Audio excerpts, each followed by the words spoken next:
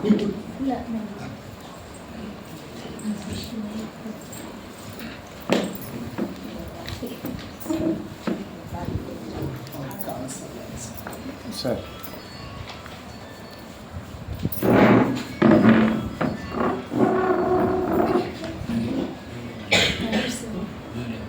Sir litre ಎಷ್ಟು ತಗೊಂಡು 11 sir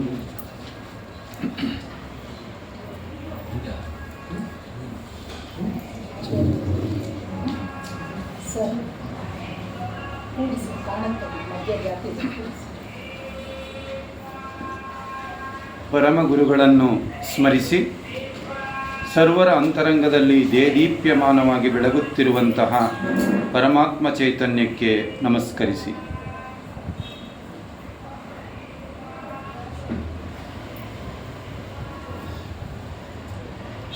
ಈ ಗೋಷ್ಠಿಯ ನಿರ್ದೇಶಕರೇ ಹಾಗೂ ಎಲ್ಲ ಸಹೋದರ ಸಹೋದರಿಯರೇ, ಈಗಾಗಲೇ ಪ್ರಾಸ್ತಾವಿಕದಲ್ಲಿ ನಮ್ಮ ಸೋದರರು ಈ ಗೋಷ್ಠಿಯ ವಿಚಾರಗಳ ಒಂದು ಪಕ್ಷಿ ನೋಟವನ್ನು ನಿಮ್ಮ ಮುಂದೆ ಇಟ್ಟಿದ್ದಾರೆ.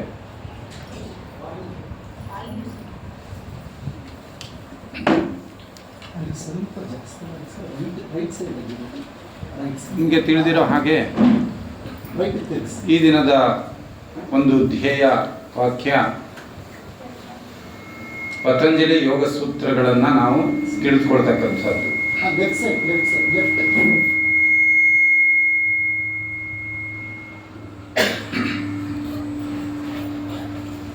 ಪತಂಜಲಿ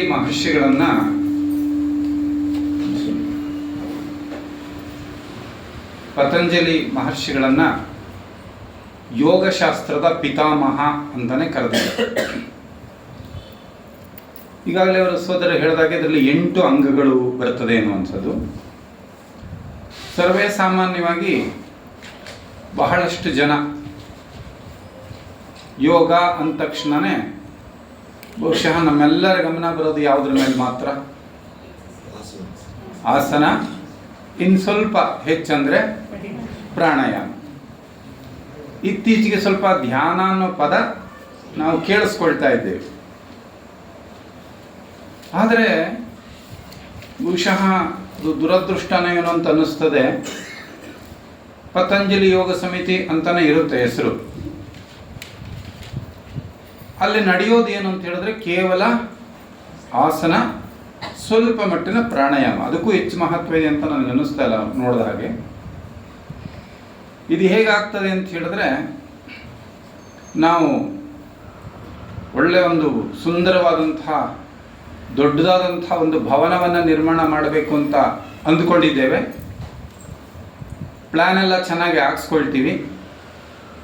ಆದರೆ ಅದಕ್ಕೆ ಫೌಂಡೇಶನ್ ನಾವು ಏನಾದರೂ ಹಾಕಲಿಲ್ಲ ಅಂದರೆ ನಾವಿನ್ನೆಷ್ಟೇ ಹಣ ಖರ್ಚು ಮಾಡಿರ್ಬೋದು, ಎಷ್ಟೇ ಸುಂದರವಾದ ಭವನ ಅದಾಗಿರ್ಬೋದು, ಅದು ಉಳಿಯೋದಕ್ಕೆ ಸಾಧ್ಯ ಇದೆಯಾ? ಖಂಡಿತ ಇಲ್ಲ. ಹಾಗೇನೆ ನಾವು ಯಮ ಮತ್ತು ನಿಯಮ ಅಂತಕ್ಕಂತಹ ಒಂದು ಫೌಂಡೇಶನ್ ಇಲ್ಲದೇನೆ ಈಗ ನಾವು ಕಟ್ಟಲಿಕ್ಕೆ ಹೊರಟಿರುವಂತಹ ಭವನ ಯಾವುದು? ಈಗ ನಾವಿಲ್ಲೆಲ್ಲ ಸಾಧಕರಾಗಿ ಬಂದಿದ್ದೇವಲ್ಲ, ನಾವು ಯಾವ ಭವನವನ್ನು ನಿರ್ಮಾಣ ಮಾಡಬೇಕು ಅಂದ್ಕೊಂಡು ಉದ್ದೇಶ ಇಟ್ಕೊಂಡು ಬಂದಿದ್ದೇವೆ ನಾವೆಲ್ಲ ಇಲ್ಲಿಗೆ?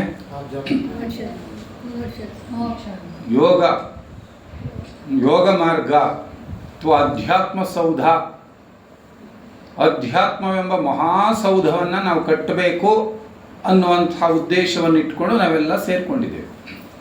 ಸೊ ಇಂತಹ ಆಧ್ಯಾತ್ಮವೆಂಬ ಮಹಾಸೌಧಕ್ಕೆ ಫೌಂಡೇಶನ್ ಯಾವುದು? ಯಮ ಮತ್ತು ನಿಯಮ.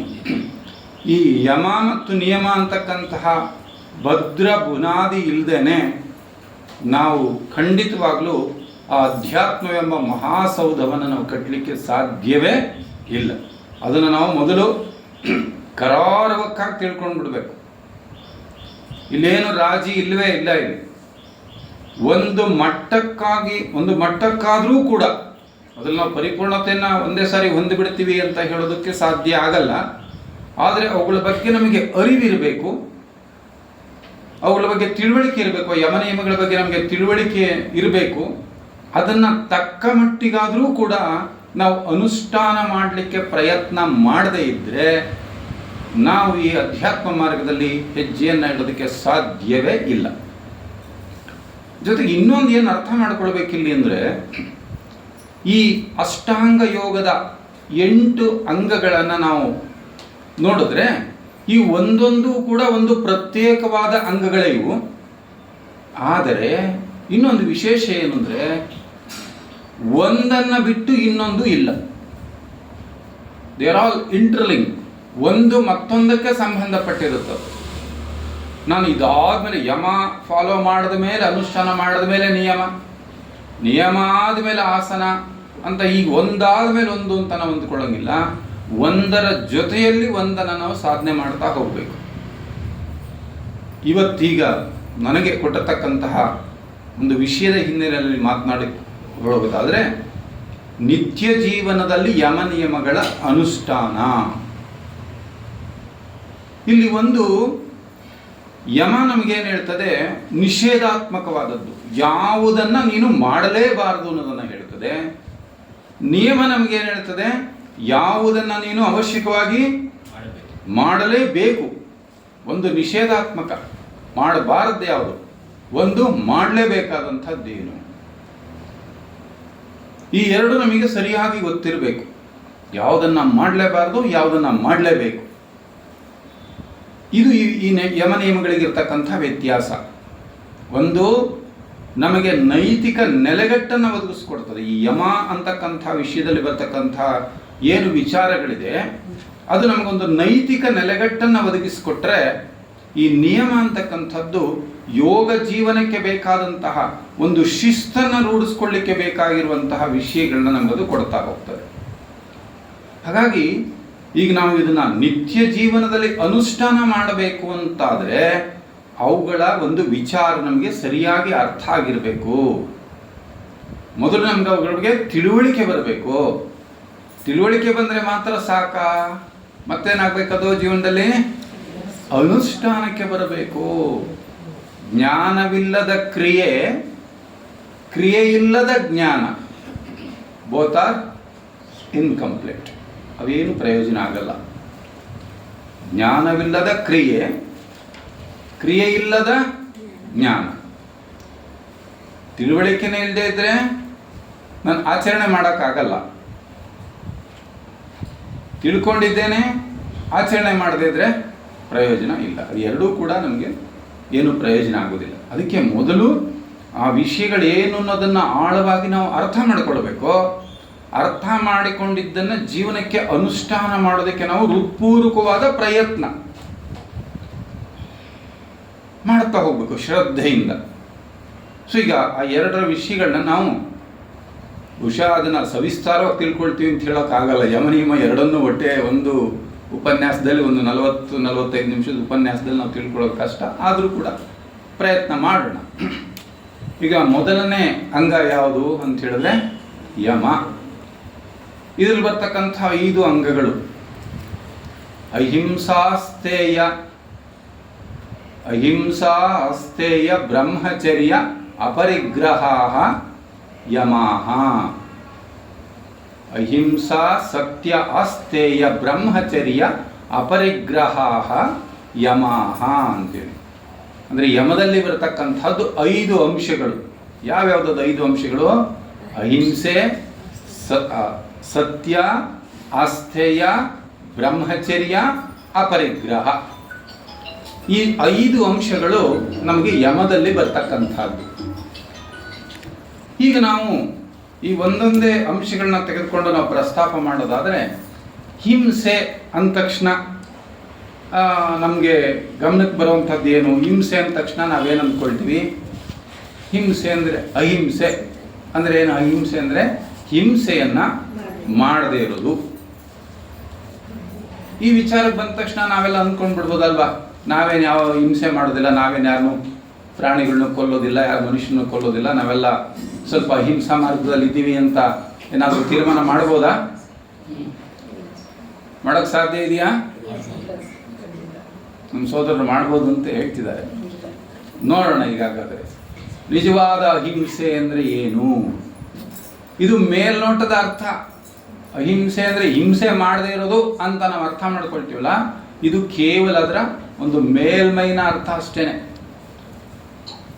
ನಿಜವಾದ ಅಹಿಂಸೆ ಅನ್ನೋದನ್ನು ನಾವು ಅನುಷ್ಠಾನ ಮಾಡಬೇಕಾಗಿದ್ರೆ ಆ ಸರ್ವವ್ಯಾಪಕವಾದಂತಹ ಚೈತನ್ಯವೆಲ್ಲವೂ ಒಂದೇ ಅನ್ನುವಂತಹ ಅರಿವು ನಮಗಿದ್ದಾಗ ಮಾತ್ರ ಆ ಅಹಿಂಸಾ ತತ್ವದ ಅನುಷ್ಠಾನ ತನ್ನ ಪರಾಕಾಷ್ಠತೆಯನ್ನು ಮುಟ್ಲಿಕ್ಕೆ ಸಾಧ್ಯ.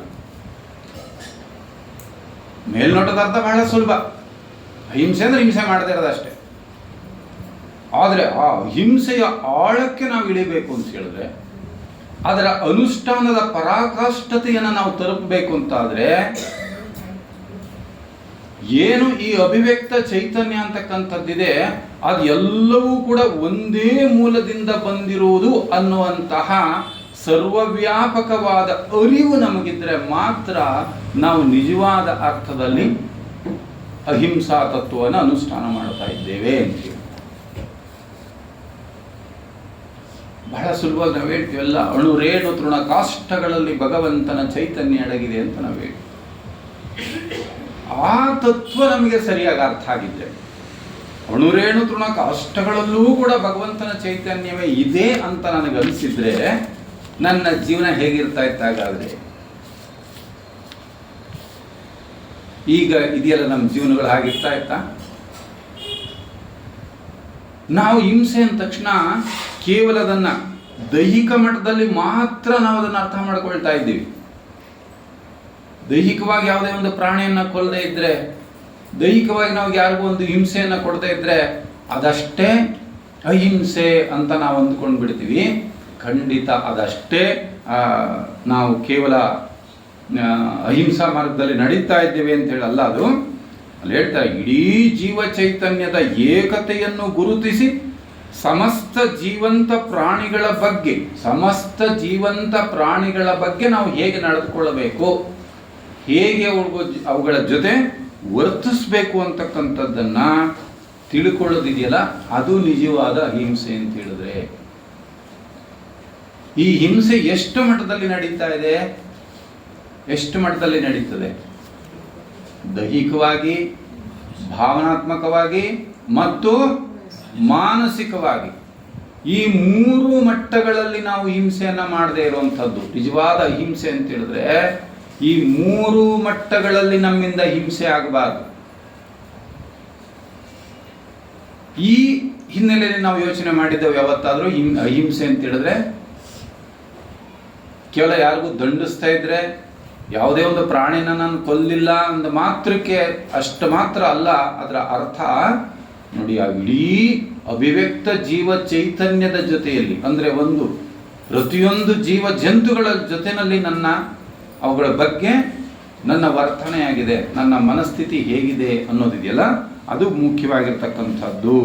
ಅದರಿಂದ ಈ ನಾವು ನಮ್ಮ ಮಾತು, ನಮ್ಮ ಕೃತಿ, ನಮ್ಮ ಯೋಚನೆಗಳು ಇದೆಲ್ಲವೂ ಕೂಡ ಆ ಹಿಂಸೆಗೆ ಹೊರತಾಗಿರಬೇಕು.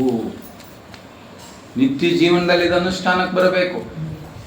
ಬರೀ ಇದು ಕೇಳಿದ ಮಾತ್ರಕ್ಕೆ ಸಾಧ್ಯವಾಗುವಂಥದ್ದಲ್ಲ, ನಡತೆನಲ್ಲಿ ಬರಬೇಕು ಅಂತ ಹೇಳಿದ್ರೆ ಎಷ್ಟು ನಾವು ಎಚ್ಚರವಾಗಿರಬೇಕು. ಈಗ ನಮಗೆ ಥಿಯೋಸಾಫಿಕಲ್ ಒಂದು ವಾಂಗ್ಮಯದಲ್ಲಿ ನಾವು ತಿಳ್ಕೊಂಡಿದ್ದೇವೆ, ಸ್ಥೂಲ ಮಟ್ಟದಲ್ಲಿ ನಮ್ಮಿಂದ ಯಾವುದಾದ್ರೂ ಒಂದು ಕ್ರಿಯೆ ನಡೆದ್ರೆ ಅದಕ್ಕೆ ಮೌಲ್ಯ ಎಷ್ಟು? ಸ್ಥೂಲ ಮಟ್ಟದಲ್ಲಿ ಒಂದು ಕ್ರಿಯೆ ನಡೀತು ಅಂತ ಹೇಳಿದ್ರೆ ಅದಕ್ಕೆ ಮೌಲ್ಯ ಕೇವಲ 1. ಅದೇ ಒಂದು ಕ್ರಿಯೆ ಭಾವನಾತ್ಮಕವಾಗಿ ನಡೆದ್ರೆ ಎಷ್ಟು ಮೌಲ್ಯ? 5. ಮಾನಸಿಕ ಮಟ್ಟದಲ್ಲಿ ನಡೆದ್ರೆ ಅದಕ್ಕೆ ಮೌಲ್ಯ ಎಷ್ಟು? 25. ನೋಡಿ, 1, 5, 25. ನಾನು ಯಾರಿಗಾದ್ರೂ ಒಂದು ದೈಹಿಕವಾಗಿ ನಾನು ಯಾರಿಗಾದ್ರೂ ಒಂದು ಹಿಂಸೆಯನ್ನು ಕೊಟ್ಟರೆ ಅದರ ಪ್ರಖರತೆ ಎಷ್ಟು? ಕೇವಲ 1. ದೈಹಿಕವಾಗಿ ನಾನು ಮಾಡಿದ್ರಿಂದ.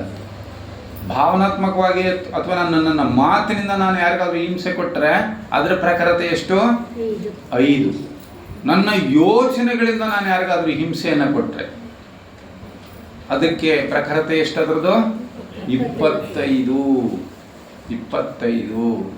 ನಾವು ಸಾಮಾನ್ಯವಾಗಿ ಯಾರೋ ಒಬ್ಬ ಬುಚ್ಚರ್ ಇದನ್ನಲ್ಲ ಕಟಕ, ಅವನನ್ನು ನೋಡಿ ಹೇಳ್ತೀವಪ್ಪ ಏನು ಹಿಂಸೆ ಕೊಡ್ತಾರೆ ಇವರು ಅಂತ ನಾವು ಅಂದ್ಕೊಳ್ತೀವಿ. ಅವನನ್ನು ನೋಡಿ ನಾವು ಬಹಳ ಶ್ರೇಷ್ಠ, ನಾವು ಉತ್ತಮರು ಅಂತ ನಾವು ಅಂದ್ಕೊಳ್ತೀವಿ. ಅವನಿದ್ದಾನಲ್ಲ, ಅವ್ನು ಬುಚ್ಚರ್ ಇದ್ದಾನಲ್ಲ, ಅವನೇನು ಗೊತ್ತಾ, ಅವ್ನು ಜಸ್ಟ್ ಅವನ ಪ್ರಾಣಿ ತರ್ತಾನೆ, ಕತ್ತರಿಸ್ಬಿಡ್ತಾನೆ, ಅವ್ನು ಮಾರಾಟ ಮಾಡ್ಕೊಂಡು ನಾವು ಜೀವನೋಪಾಯ ಮಾಡ್ಕೊಳ್ತಾನೆ. ಅವ್ನು ಮಾಡ್ತಾ ಇರೋ ಕೆಟ್ಟ ಕರ್ಮ ಎಷ್ಟು, ಹಿಂಸೆ ಎಷ್ಟು, ಕೇವಲ ಒಂದು. ಅದ್ರ ದೇಹಕ್ಕಷ್ಟೇ ಅವ್ನು ನೋವು ಕೊಡ್ತಾನೆ, ಇನ್ನೇನು ಗೊತ್ತಿಲ್ಲ ಅವನಿಗೆ. ನಾವಿದ್ದೇವಲ್ಲ, ನಾವು ಯಾವ ಥರ ಹಿಂಸೆ ಕೊಡ್ತೀವಿ. ಒಂದೊಂದ್ಸರಿ ನಾವು ಎಷ್ಟು ಪ್ಲಾನ್ ಮಾಡ್ತಿದ್ರೆ ನೋಡಿ, ನಾನು ಸಮಯ ಕಾಯ್ತಾ ಇದ್ದೆ, ಸಮಯ ಸಿಕ್ತು, ಚೆನ್ನಾಗಿ ಅಂದಿದ್ದೀನಿ ನೋಡಿ. ಈಗ ಯಾರು ಬೆಟರ್, ನಾವ ಬುಚ್ಚರು? ಅವನೇ ಬೆಟರ್ ನಮಗಿಂತ. ಅವನಿಗೇನು ಗೊತ್ತಿಲ್ಲ, ಪ್ರಾಣಿ ತಂದ ಕತ್ತರಿಸ್ದ ಮಾರಾಟ ಮಾಡ್ದ ಅಷ್ಟೇ. ನಾವು ಬೇರೆ ಸಮಯ ಬೇರೆ ಕಾಯ್ತೀವಿ. ಈ ಥರದ ಹಿಂಸೆಗಳು. ಜೊತೆಗಿನ್ನು ಅದಾಗಲಿಲ್ಲ, ಮಾನಸಿಕವಾಗಿ ಎಷ್ಟು ಜನರಿಗೆ ನಾವು ಶಾಪ ಹಾಕ್ತೀವಿ.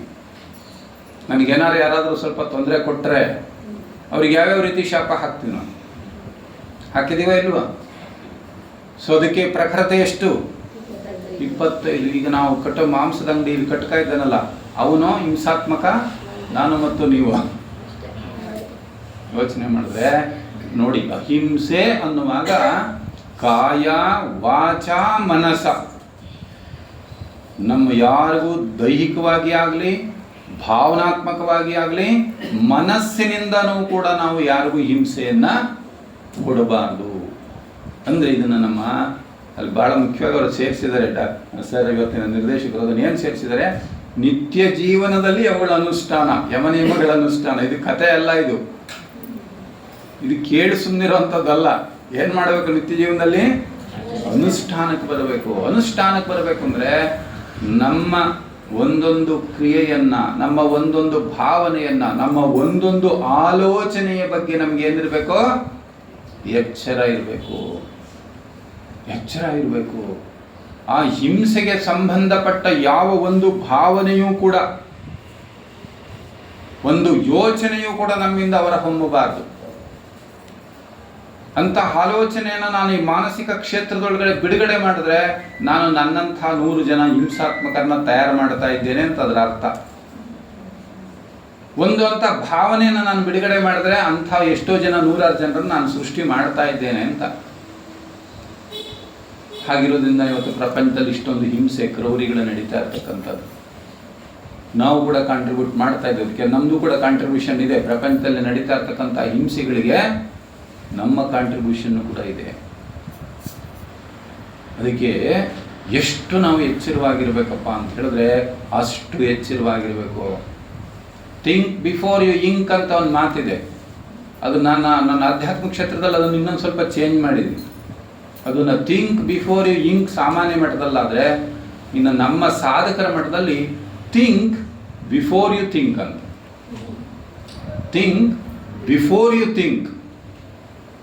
ಒಂದು ಆಲೋಚನೆಯಿಂದ ಹೊರಡ್ತಾ ಇದೆ ಎನ್ನುವಾಗ ನೀವು ಸ್ವಲ್ಪ ಅದನ್ನು ಎಚ್ಚರವಾಗಿರು. ಅದನ್ನು, ಇದು ಎಂಥ ಆಲೋಚನೆ, ಇದು ಹಿಂಸಾತ್ಮಕವಾದ್ದು, ಇದು ಒಳ್ಳೆಯದು, ಪ್ರಪಂಚಕ್ಕೆ ಇದು ಒಳ್ಳೆಯದನ್ನು ಕೊಡುವಂಥದ್ದು ಅಂತ ಸ್ವಲ್ಪ ನೀನು ಯೋಚನೆ ಮಾಡಿ ಆಮೇಲೆ ಯೋಚನೆನ ನೀನು ಹೊರಗಡೆ ಬಿಡು. ಅಷ್ಟು ಎಚ್ಚರವಾಗಿರ್ಬೇಕಾಗ್ತದೆ ನಾವು. ಅದರಿಂದ ಈ ಅಹಿಂಸೆ ಅನ್ನುವಂಥದ್ರ ಒಂದು ಏನು ಈ ನಿಷೇಧಾತ್ಮಕವಾದಂತಹ ಈ ಒಂದು ನಿಯಮ ಇದೆ, ಇದು ಕೊನೆಗೆ ಬರ್ತಾ ಬರ್ತಾ ಬರ್ತಾ ಏನಾಗಬೇಕಪ್ಪ ಅಂತ ಹೇಳಿದ್ರೆ, ಇದು ಒಂದು ರಚನಾತ್ಮಕವಾದಂತಹ ಒಂದು ಪ್ರೇಮವಾಗಿ ಅದು ಪರಿಣಮಿಸಬೇಕು ಅಂತ ಹೇಳ್ತಾರೆ. ಕೊನೆಗೆ ಅದೇನಾಗ್ತದೆ, ಪ್ರೇಮವಾಗಿ ಅದು ಪರಿವರ್ತನೆ ಆಗಬೇಕು.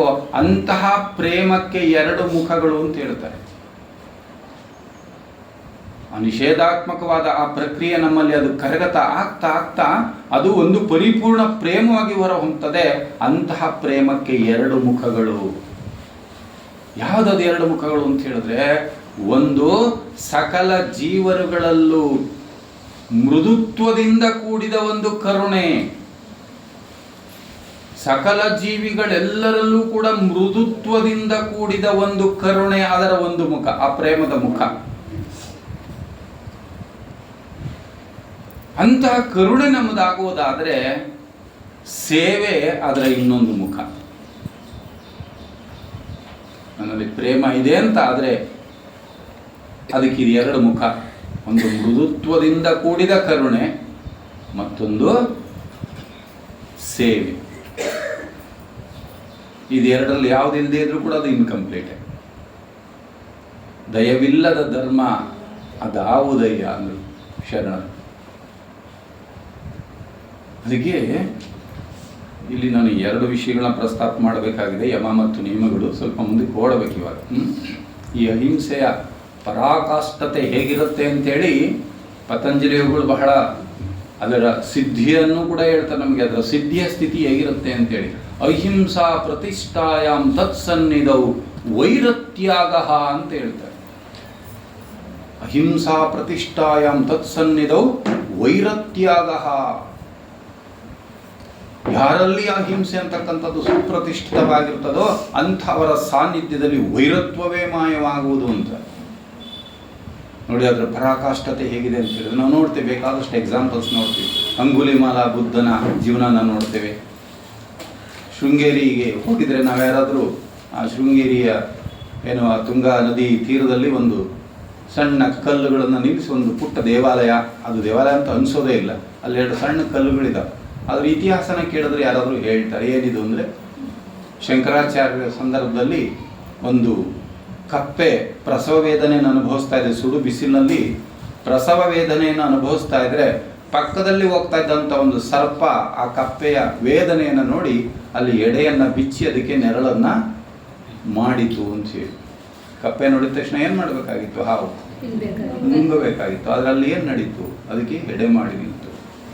ಕಣ್ವ ಮಹರ್ಷಿಗಳ ಆಶ್ರಮದಲ್ಲಿ ಜಿಂಕೆ ಮತ್ತು ಹುಲಿ ಒಟ್ಟಿಗೆ ಇರ್ತಿದ್ವು ಅಂತ ಹೇಳ್ತಾರೆ. ಇದೆಲ್ಲ ಅದರಿಂದ ನಾವು ಈ ಅಹಿಂಸೆ ಅನ್ನುವಾಗ ಕಾಯ ವಾಚ ಮನಸ ಯಾರಿಗೂ ಹಿಂಸೆ ಆಗದೇ ಇರೋ ರೀತಿಯಲ್ಲಿ ನಾವು ನಡ್ಕೊಳ್ಳೋದಿದ್ರೆ ಅದು ನಿಜವಾದ ಅಹಿಂಸೆ.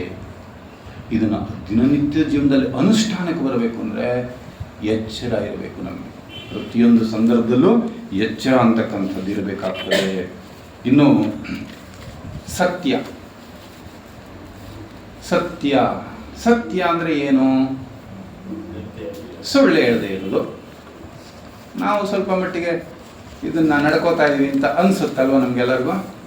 ಹೌದು, ಅನಿಸುತ್ತೆ. ಆದರೆ ನಿಜವಾಗ್ಲೂ ಸತ್ಯ ಅಂದರೆ ಯಾವುದು? ಕೇವಲ ಸುಳ್ಳು ಹೇಳದೆ ಇರೋದು ಅಷ್ಟೇ ಸತ್ಯ ಅಂತ ನಾವು ಅಂದ್ಕೊಂಡ್ಬಿಡ್ತೇವೆ. ಆದರೆ ಸತ್ಯ, ಆ ಸುಳ್ಳಿಗೆ ಇನ್ನೂ ಅನೇಕ ಮುಖಗಳಿದ್ದಾವೆ. ಸೂಕ್ಷ್ಮ ಕಡೆಗೆ ಹೋಗ್ಬೇಕು. ನಾವು ಸೂಕ್ಷ್ಮತೆಯ ಕಡೆಗೆ ಹೋದಷ್ಟು ಕೂಡ ಅದರ ಒಳ ಅರಹುಗಳೇನಿದ್ದಾವಲ್ಲ, ಒಳ ಸ್ತರಗಳೇನಿದ್ದಾವಲ್ಲ, ಅದು ನಮಗೆ ಕಾಣೋದಕ್ಕೆ ಶುರುವಾಗ್ತದೆ. ಸುಳ್ಳು ಹೇಳದೆ ಇರೋದು ಒಂದು ಮಟ್ಟದ ಸತ್ಯ, ಅದೇ ಆತ್ಯಂತಿಕ ಅಲ್ಲ.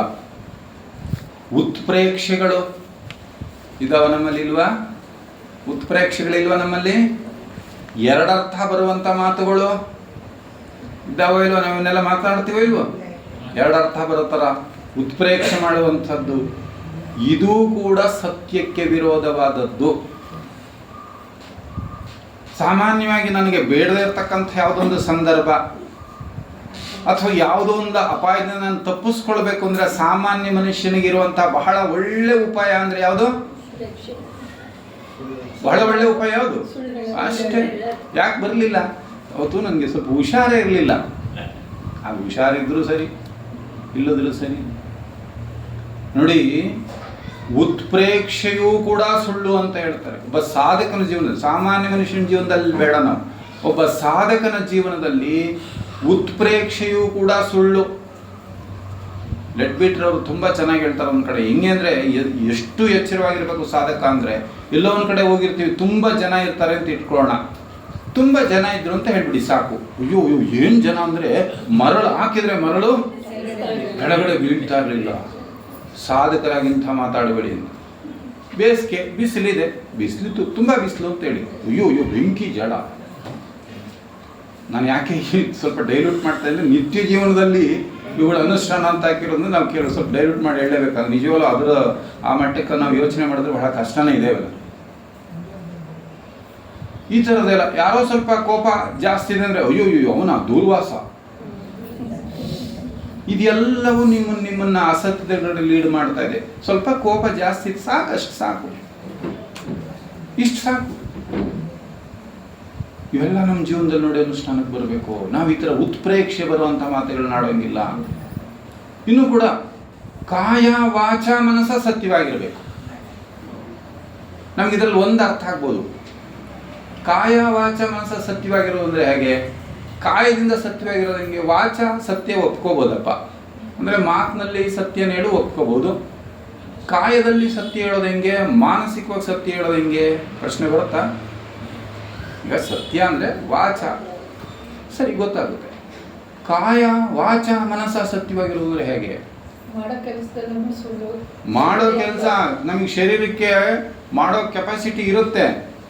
ಯಾರೋ ಮಾಡಲಿ, ನನ್ನ ಕೈಲಿ ಯಾಕೋ ಆಗ್ತಾ ಇಲ್ಲ ನೋಡಿ, ಅಲ್ಲೂ ಅದು ಸುಳ್ಳೆ.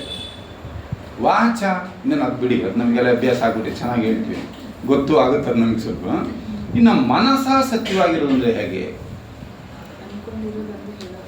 ಅಂದ್ಕೊಂಡಿರೋದೊಂದು ಹೇಳೋದೊಂದು.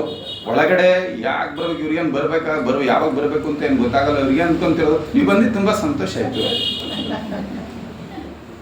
ಒಳಗಡೆ ಅಂದ್ಕೊಳ್ತಾ ಇರೋದು, ಹೊರಗಡೆ ನೀವು ಬಂದಿದ್ದು ತುಂಬ ಸಂತೋಷ ಆಯಿತು. ನೋಡಿ, ಇದಕ್ಕಿಂತ ಇನ್ನೂ ಒಂದಿದೆ, ಊಹೆ ಮಾಡ್ತೀವಲ್ಲ ನಾವು, ಊಹೆ.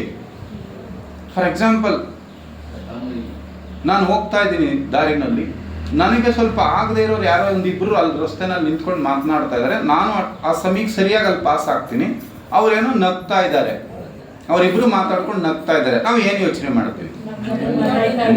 ನೋಡಿ, ಅವರು ನನ್ನ ಬಗ್ಗೆನೇ ನೋಡಿ ಮಾತನಾಡ್ತಾ ಇರೋದು. ಗೊತ್ತಾ ನಮ್ಗದು? ಗೊತ್ತಾದು ನಮಗೆ ನನ್ನ ಬಗ್ಗೆ ಮಾತಾಡ್ತಾ ಇರೋಂಥದ್ದು ಊಹೆ ಮಾಡಿದ್ದೋ ನಾವು ಅಲ್ವಾ? ಆ ಊಹೆಯೂ ಕೂಡ ಸುಳ್ಳಿನ ಮತ್ತೊಂದು ಮುಖ. ಸಾಧಕನಾದವನು ಊಹೆಯನ್ನು ಕೂಡ ಮಾಡಬಲ್ಲ ಆ ರೀತಿ, ಅದು ತಪ್ಪಾಗ್ತದೆ. ಬಹಳಷ್ಟು ಸರಿ ನಾವು ಏನು ಮಾತಾಡ್ಬಿಡ್ತೀವಿ, ಎಷ್ಟು ಸುಲಭವಾಗಿ ಮಾತನಾಡ್ತೀವಿ. ಅಯ್ಯೋ ಅವ್ರೇನು ಅಂತ ನನಗೆ ತುಂಬ ಚೆನ್ನಾಗಿ ಗೊತ್ತು ಬಿಡಿ. ಹೇಳಿಲ್ವಾ ನಾವು ಈ ಮಾತುಗಳನ್ನ? ನಾನೇನು ಅಂತ ನನಗೆ ಗೊತ್ತಿದೆಯಾ?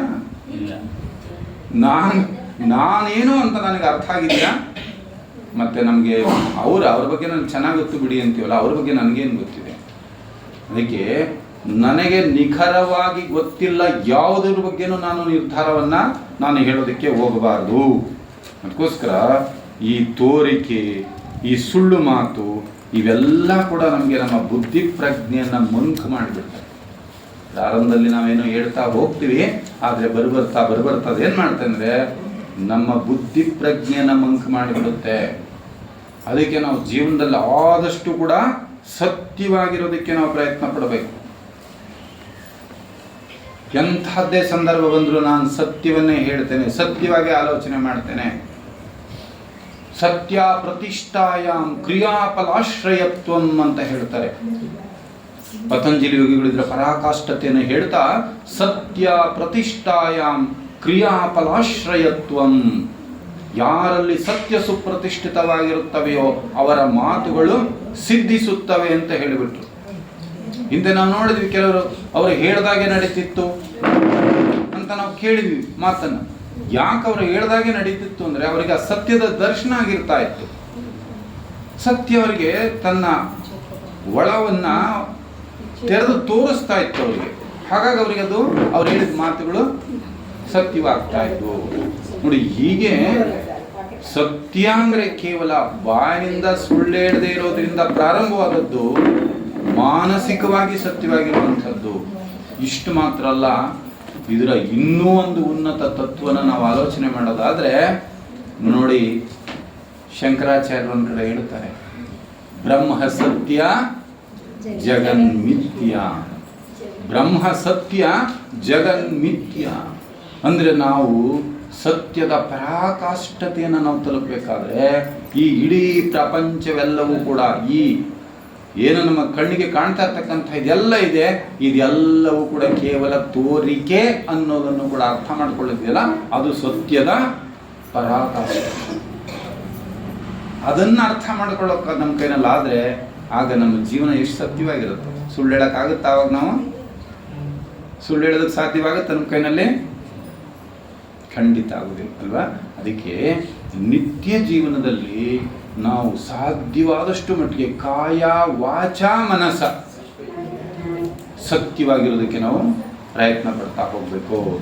ಮುಂದಿಂದು ನನಗೆ ಹೇಳದ್ನಲ್ಲ, ಈ ಯಮ ನಿಯಮಗಳು ಎರಡನ್ನೂ ಒಟ್ಟೆ ಟೈಮಲ್ಲಿ ಪರಿಚಯ ಮಾಡಿಸೋದು ಕಷ್ಟ, ಸುಮ್ಮನೆ ಪಕ್ಷಿ ನೋಟ ಅಷ್ಟೇ. ಇನ್ನು ಮೂರನೇ ಅಂಶ ಯಾವ್ದು ಇದರಲ್ಲಿ? ಆಸ್ತೇಯ. ಆಸ್ತೇಯ ಅಂದ್ರೆ ಏನೋ ಕಳ್ಳತನವನ್ನ ಮಾಡಿದೆವು. ಸ್ಥೇಯ ಅಂದ್ರೆ ಕಳ್ಳತನ ಮಾಡೋದು ಅಂತ. ಸ್ಥೇಯ ಅಂದ್ರೆ ಕಳ್ಳತನ ಮಾಡೋದು, ಆಸ್ತೇಯ ಅಂದ್ರೆ ಅದಕ್ಕೆ ವಿರುದ್ಧ, ಕಳ್ಳತನ ಮಾಡದಿರೋದು. ಓಲಿ ಇದನ್ನಾರು ಒಪ್ಕೊಂಡ್ಬಿಡ್ಬೋದಾ ನಾವ್ಯಾರು ಕಳ್ಳರಲ್ಲ ಅಂತ? ನಾವ್ ಯಾರು ಕಳ್ಳರಲ್ಲ ಅಂತ ಒಪ್ಕೊಳ್ಬೋದಾ? ನೋಡೋಣ ಹಾಗಾದ್ರೆ ಒಪ್ಕೊಳ್ಬೋದಾ ಅಥವಾ ನಾವು ಕಳ್ಳರು ಅಂತ ಒಪ್ಕೋಬೋದಾ ನೋಡೋಣ. ಕಳ್ಳರಲ್ಲ ಅಂತ ಒಪ್ಕೋಬಹುದು ಅಥವಾ ಕಳ್ಳರು ಅನ್ನೋದು ಒಪ್ಕೋಬಹುದು ಅಂತ ಸ್ವಲ್ಪ ನೋಡೋಣ. ಈಗ ನೋಡಿ, ಆಸ್ಥೇಯ ಅಂದ್ರೆ ಕಳ್ಳತನ ಮಾಡದೇ ಇರೋದು, ಇದರ ಮೇಲಿನ ಅರ್ಥ. ಆದ್ರೆ ಇನ್ನೂ ಆಳವಾದ ವಿಚಾರಕ್ಕೆ ನಾವು ಹೋದ್ರೆ, ಕಳ್ಳತನ ಅನ್ನುವಂಥದ್ದು ಕೇವಲ ಹೊರಗಿನ ಸ್ಥೂಲ ವಿಚಾರಗಳು, ಸ್ಥೂಲ ಪದಾರ್ಥಗಳಿಗೆ ಅಷ್ಟೇ ಸೀಮಿತವಾದಂಥದ್ದಲ್ಲ. ಇದು ಕಳ್ಳತನ ಮಾಡದೇ ಇರೋದು ಅಂದ್ರೆ ಪದಾರ್ಥಗಳನ್ನ ಕಳ್ಳತನ ಮಾಡದೇ ಇರೋದು ಅಷ್ಟೇ ಅಲ್ಲ.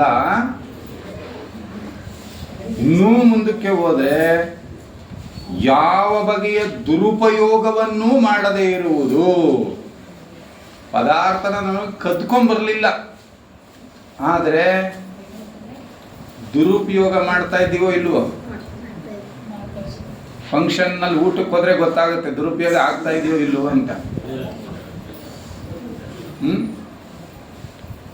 ಮನೆಯಲ್ಲಿ ಹೆಣ್ಮಕ್ಳು ರೊಟ್ಟಿಗೋ ಚಪಾತಿಗೋ ಪಲ್ಯ ಚೆನ್ನಾಗಿ ಮಾಡಿದ್ರೆ ಗೊತ್ತಾಗ್ಬಿಡುತ್ತೆ ದುರುಪಯೋಗ ಏನಾಯ್ತು ಅಂತ. ಅವತ್ತು ಎರಡಿದ್ದು ಏನಾಗುತ್ತೆ, ಇಂಟೇಕ್ 3ಕ್ಕೆ ಹೋಗುತ್ತೆ. ಸೊ ದುರುಪಯೋಗ ಆಯ್ತೋ ಇಲ್ವೋ ನೋಡಿ. ಕಳ್ತನ ಅಂದ್ರೆ ಅದ್ರ ಮೇಲಿನ ಅರ್ಥ ಅಷ್ಟೇ, ನಾವು ಏನು ಪದಾರ್ಥಗಳನ್ನ ಕಳ್ತನ ಮಾಡದೇ ಇರೋದು ಅಂತ ಅಷ್ಟೇ. ಆದ್ರೆ ಅದರ ಸೂಕ್ಷ್ಮ ಸ್ಥಿತಿಯನ್ನು ನಾವು ಅರ್ಥ ಮಾಡಿಕೊಳ್ಳೋದಾದ್ರೆ ಯಾವುದೇ ಬಗೆಯ ದುರುಪಯೋಗವೂ ಕೂಡ ಕಳ್ತನವೇ.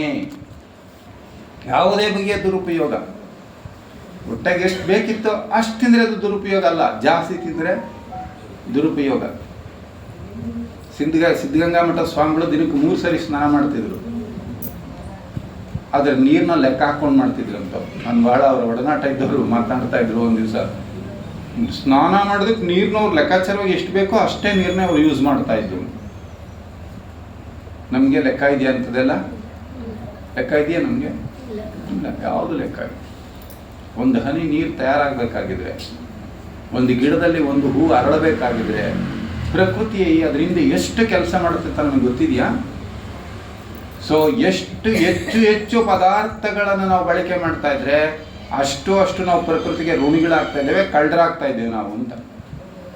ಇದಕ್ಕೆ ಬಹಳ ಒಂದು ಸುಂದರವಾದ ಉದಾಹರಣೆ ಬರ್ತದೆ. ಬುದ್ಧರ ಜಾತಕ ಕಥೆಗಳಲ್ಲಿ ಬಹಳ ಸುಂದರವಾದ ಒಂದು ಉದಾಹರಣೆ ಬರ್ತದೆ. ಅಂದ್ರೆ ಒಂದ್ಸಾರಿ ಬುದ್ಧರು ಇನ್ನೂ ಹಿಂದಿನ ಜನ್ಮ ಅವರು ಯತಿಯಾಗಿ ಹುಟ್ಟಿರ್ತಾರೆ. ಒಳ್ಳೆ ಬೆಳಗ್ಗೆ ಸೂರ್ಯೋದಯ ಆಗ್ತಾ ಇದೆ. ಅವರು ಸ್ನಾನ ಮಾಡೋದಕ್ಕೆ ಅಂತೇಳಿ ಒಂದು ನದಿಯ ದಡದಲ್ಲಿ ನಿಂತ್ಕೊಂಡಿದ್ದಾರೆ, ಸ್ನಾನ ಮಾಡ್ತಾ ಇದ್ದಾರೆ. ಸ್ನಾನ ಮಾಡ್ತಾ ಇರುವಾಗ ಒಂದ್ಸಾರಿ ನೀರಿನಲ್ಲಿ ಮುಳುಗಿ ಮೇಲಕ್ಕೆ ಎದ್ರು. ಒಳ್ಳೆ ಆ ಕಡೆಯಿಂದ ಕಮಲದ ಹೂವಿನ ಪರಿಮಳ ತೇಲಿ ಬರ್ತಾ ಇತ್ತು. ಅವರು ಮುಳುಗಿ ಹಾಕೋಕೆ ಹೋದರು. ಹಾಗೇ ನಿಂತ್ಬಿಟ್ಟು ಆ ಪರಿಮಳವನ್ನ ಎಷ್ಟು ಚೆನ್ನಾಗಿದೆ ಅಂತ ಇನ್ನೊಂದು ಸ್ವಲ್ಪ ಹೆಚ್ಚು ಆಸ್ವಾದಿಸ್ತಾ ಇದ್ರು. ಆಗ ಒಂದು ವಾಯ್ಸ್ ಬರ್ತದೆ ಅದಕ್ಕೆ, ಏ ಕಳ್ಳ, ಏನ್ ಮಾಡ್ತಾ ಇದ್ದೀಯ ನೀನು? ಏ ಕಳ್ಳ, ನೀನೇನ್ ಮಾಡ್ತಾ ಇದ್ದೀಯಾ ಅಂತ ಒಂದು ವಾಯ್ಸ್ ಬಂತು. ಯಾರು ನನ್ನನ್ನು ಕಳ್ಳ ಅಂತ ಇರೋದು? ನಾನು ಯಕ್ಷ ದೇವತೆ ಅಂತ ವಾಯ್ಸ್ ಬಂತು. ನನ್ನನ್ನು ಯಾಕೆ ಕಳ್ಳ ಅಂತ ಇದೆಯಲ್ಲ ನೀನು ಆ ಸುವಾಸನೆಯನ್ನ ಮತ್ತೆ ಕುಡಿಬೇಕು ಅಂತ ಕುಡಿತಾ ನಿಂತ್ಕೊಂಡಿದ್ಯಲ್ಲ, ನೀನು ಕಳ್ಳನಲ್ಲವಾ? ಅದಕ್ಕೆ ಬುದ್ಧರು ಇನ್ನು ಹಿಂದಿನ ಜನ್ಮ ಯತಿ ಯೋಗಿ ಅವರು ಹೇಳ್ತಾರೆ, ಆ ಸಮಯದಲ್ಲಿ ನೋಡಿದ್ರೆ ಆ ಇನ್ನೊಂದು ಸ್ವಲ್ಪ ದೂರದಲ್ಲಿ ಒಬ್ಬ ಯಾರೋ ಆ ಕಮಲದ ಹೂವಿನ ಗಿಡಗಳನ್ನ ಬೇರೆ ಸಮೇತ ಕೀಳ್ತಾ ಇರ್ತಾನೆ. ಆ ಗಿಡಗಳನ್ನೇ ಕಿತ್ಕೊಂಡು ಹೊರ ಕಟ್ತಾ ಇರ್ತಾನೆ. ಅದಕ್ಕೆ ಹೇಳ್ತಾರೆ ಅವರು, ಅಲ್ಲ, ಅಲ್ಲಿ ಆ ಮನುಷ್ಯ ಗಿಡಗಳನ್ನ ಕಿತ್ತು ಹೊರೆ ಕಟ್ತಾ ಇದ್ದಾನೆ, ನೀನು ಸುಮ್ಮನೆ ಇದೀಯಾ? ನಾನು ಪರಿಮಳವನ್ನ ಹೀರೋಕ್ ನಿಂತಿದ್ಕೋಸ್ಕರ ನನ್ನನ್ನ ಕಳ್ಳ ಅಂತ ಇದೆಯಲ್ಲ ನೀನು ಅಂತ ಹೇಳ್ತಾರೆ. ಆಗ ಅವ್ರು ಹೇಳ್ತಾರೆ, ಬುದ್ಧರು ಹೇಳ್ತಾ, ಯಕ್ಷ ದೇವತೆ ಹೇಳುತ್ತೆ, ಅವನೊಬ್ಬ ಕೊಳಕು ಬಟ್ಟೆ, ನೀನು ಪರಿಶುದ್ಧವಾದ ಬಟ್ಟೆ. ಈಗ ಫುಲ್ ವೈಟ್ ಮೇಲೆ ಸ್ವಲ್ಪ ಏನಾದರೂ ಬಿದ್ದರೆ ಹೆಂಗೆ ಕಾಣ್ತದೆ? ಕಲೆ ಕಾಣ್ತದೆ. ಇನ್ನು ಅವನು ಗ್ಯಾರೇಜ್ನಲ್ಲಿ ಹುಡುಗ ಬಟ್ಟೆ ಇಟ್ಕೊಂಡಿರ್ತಾನೆ, ಬೆಳಗ್ಗೆ ಹೇಳ್ಕೊಂಡ್ರೆ ಇನ್ನು ಸಂಜೆವರೆಗೂ ಅವನು ತೊಳೆಯಲ್ಲ. ಅದೇನು ಈಗ ಮತ್ತೆ ಹೊಸದಾಗಿ ಗಲೀಜು ಅಂತ ಕಾಣುತ್ತಾ? ಏನಿಲ್ಲ. ಹಾಗೆ ಸಹಜವಾಗಿ ಬಂದ ಸುವಾಸನೆಯನ್ನು ಕುಡಿದ್ರೆ ಅದು ತಪ್ಪಲ್ಲ. ಚೆನ್ನಾಗಿದೆ, ಇನ್ನು ಸ್ವಲ್ಪ ಕುಡಿಯೋಣ ಅಂತ ನೀನು ನಿಂತ್ಕೊಂಡಲ್ಲಪ್ಪ, ಇದು ಕಳ್ತನ ಆಯಿತು. ಸಹಜವಾಗಿ ಬಂದದ್ದನ್ನು ಸಹಜವಾಗಿ ಸ್ವೀಕರಿಸ, ಇಟ್ ಇಸ್ ಓಕೆ, ಅದು ತೊಂದರೆ ಅಲ್ಲ. ನೀನು ಇನ್ನೊಂದು ಸ್ವಲ್ಪ ವಾಸನೆಯನ್ನು ಕುಡಿಬೇಕು ಅಂತ ನೀನು ನಿಂತಿಯಲ್ಲ, ಇದು ನಿನಗಲ್ಲ. ಇದು ಸಾಧಕನಾಗಿ ಒಬ್ಬ ಯೋಗಿಯಾಗಿ ನೀನು ಇದನ್ನು ಮಾಡಬೇಕಾಗಿರೋದಲ್ಲಪ್ಪ ಅಂಥೇಳಿ ಹೇಳಿದಾಗ ಈಗ ನನಗೆ ಅರ್ಥ ಆಯಿತು ಅಂತೇಳಿ. ಸೊ ಈ ಮಟ್ಟದಲ್ಲಿ ನಾವು ಯೋಚನೆ ಮಾಡಿದ್ರೆ ನಾವೆಲ್ಲ ಕಳ್ಳರು ಅಂತ ಒಪ್ಕೋಬೋದು ಅಥವಾ ಇಲ್ವೋ? ಮೊದಲು ಒಪ್ಕೋಬೇಕು ನಾವು.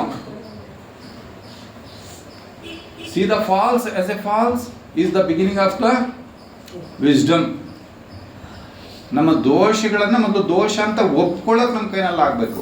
ಆ ಒಪ್ಕೊಂಡ್ರೆ ನಮ್ಮಲ್ಲಿ ಪರಿವರ್ತನೆ. ಈಗ ನೋಡ್ರಿ, ಕಳ್ಳರು ಅಂತ ಒಪ್ಕೊಂಡಾಯ್ತು, ಸುಳ್ಳು ಅಂತ ಒಪ್ಕೊಂಡೋ ಇಲ್ವೋ? ಒಪ್ಕೊಂಡಿದೀವ? ಹಿಂಸೆ ಮಾಡ್ತಾ ಇದೀವಿ ಅಂತ ಒಪ್ಕೊಂಡಿದೀವ? ಸೊ ಇದನ್ನೆಲ್ಲ ಒಪ್ಕೊಂಡ್ಮೇಲೆ ಇದರ ಆಳ, ಇದರ ಅರಹು ಗೊತ್ತಾದ್ಮೇಲೆ ಇದರಿಂದ ಆಚೆ ಬರೋದಕ್ಕೂ ನಾವೇನು ಮಾಡಬೇಕು? ಮುಂದೆ ಪ್ರಯತ್ನವನ್ನು ಮಾಡಬೇಕು ಅನ್ನುವಂಥದ್ದು.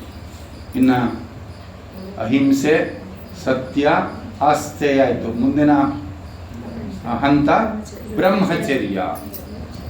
ಇದು ನಮಗೆ ಬೇಡವಾ? ಇದು ಯಾಕಂದ್ರೆ ಇಲ್ಲರೂ ಯಾರು ಸನ್ಯಾಸಿಗಳಲ್ಲ ಅಂತ ಅಂದ್ಕೊಳ್ತೀನಿ ಸಾಮಾನ್ಯ. ಅಂದಮೇಲೆ ನಮಗೂ ಇದಕ್ಕೂ ಸಂಬಂಧ ಇಲ್ಲ ಅಂತ ತೀರ್ಮಾನ ಮಾಡಿಬಿಡೋದ? ಸಂಬಂಧ ಇದೆ, ಖಂಡಿತ ಸಂಬಂಧ ಇದೆ. ಈ ಬ್ರಹ್ಮಚರ್ಯ ಅಂದ ತಕ್ಷಣ ನಾವು ಸಾಮಾನ್ಯವಾಗಿ ನಮ್ಮ ಕಾನ್ಸೆಪ್ಟ್ ಏನಂದ್ರೆ ಮದುವೆ ಆಗದೆ ಇರೋದು, ಅದಷ್ಟನ್ನು ಬ್ರಹ್ಮಚರ್ಯ ಅಂತ ನಾವು ಅಂದುಕೊಂಡ್ಬಿಡ್ತೀವಿ. ಈ ಯೋಗ ಸಾಧನೆಯ ಒಂದು ಪ್ರೌಢ ಹಂತಕ್ಕೆ ಹೋದ್ರೆ ಅದು ಖಂಡಿತ, ಅದು ಸತ್ಯ.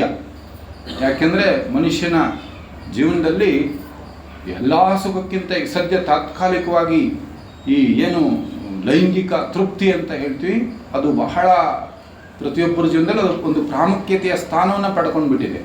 ಆದರೆ ಈ ಯೋಗ ಸಾಧನೆಯ ಒಂದು ಉನ್ನತ ಮಟ್ಟಕ್ಕೆ ಹೋದಾಗ ಅವನದನ್ನು ಯಾವ ರಾಜಿಯೂ ಇಲ್ಲದೆ ಅದನ್ನು ಬಿಡಬೇಕಾಗ್ತದೆ.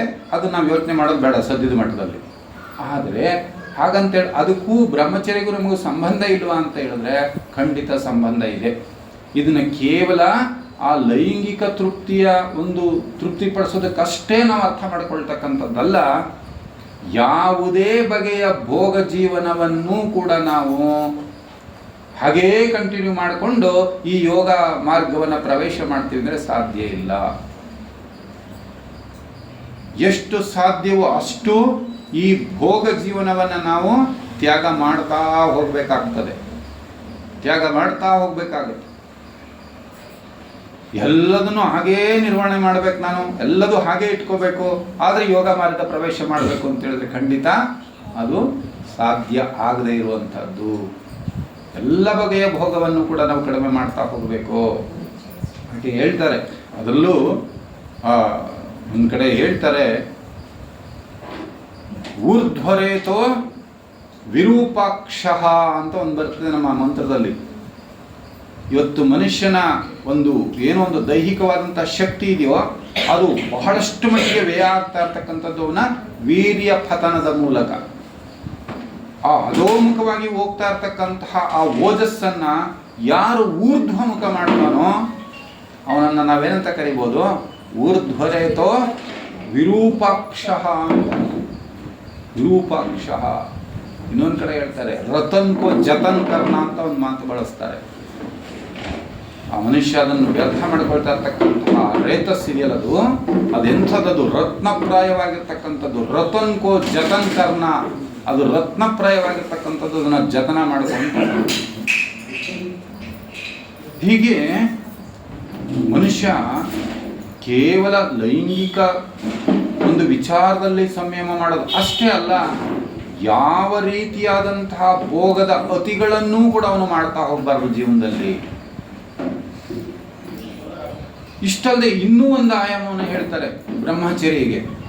ಕೇವಲ ಇದು ಇಷ್ಟು ಮಾತ್ರ ಅಲ್ಲ, ಬ್ರಹ್ಮ ಭಾವೇ ಮನಶ್ಚಾರಂ. ಬ್ರಹ್ಮಚರ್ಯಂ ಪರಂತಪ ಅಂತ ಒಂದು ಮಾತು ಬರ್ತದೆ. ಬ್ರಹ್ಮ ಭಾವೇ ಮನಶ್ಚಾರಂ ಬ್ರಹ್ಮಚರ್ಯಂ ಪರಂತಪ. ಇದು ನಮ್ಮ ಪ್ರಜ್ಞಾ ಮಟ್ಟವನ್ನು ಕುರಿತು ಹೇಳುವಂಥದ್ದು. ಬ್ರಹ್ಮಭಾವೇ, ನಿನ್ನ ಮನಸ್ಸನ್ನ ಯಾವಾಗಲೂ ಕೂಡ ಎಲ್ಲಿ ಹರಿಸ್ತಾ ಇರಬೇಕು? ಬ್ರಹ್ಮಭಾವ. ನಿನ್ನ ಮನಸ್ಸು, ನಿನ್ನ ಪ್ರಜ್ಞೆ ಬ್ರಹ್ಮಭಾವದಲ್ಲಿ ಚರಿಸುತ್ತಿದ್ದರೆ ಅದೇ ಬ್ರಹ್ಮಚರ್ಯೆ. ಆದ್ರೆ ನಮ್ಮ ಮನಸ್ಸು ಯಾವಾಗಲೂ ಯಾವ ಕಡೆ ಚಲಿಸ್ತಾ ಇರುತ್ತೆ? ಪ್ರಪಂಚ ಪ್ರಪಂಚ ಪ್ರಪಂಚ ಪ್ರಪಂಚದಲ್ಲೇ ನಾವು ಇದು ಬಿಡ್ತೇವೆ. ಅದಕ್ಕೋಸ್ಕರ ನೋಡಿ, ಬ್ರಹ್ಮಚರ್ಯ ಅಂದರೆ ಎಲ್ಲ ಅತಿಗಳನ್ನು ನಾವು ಬಿಡ್ತಕ್ಕಂಥದ್ದು.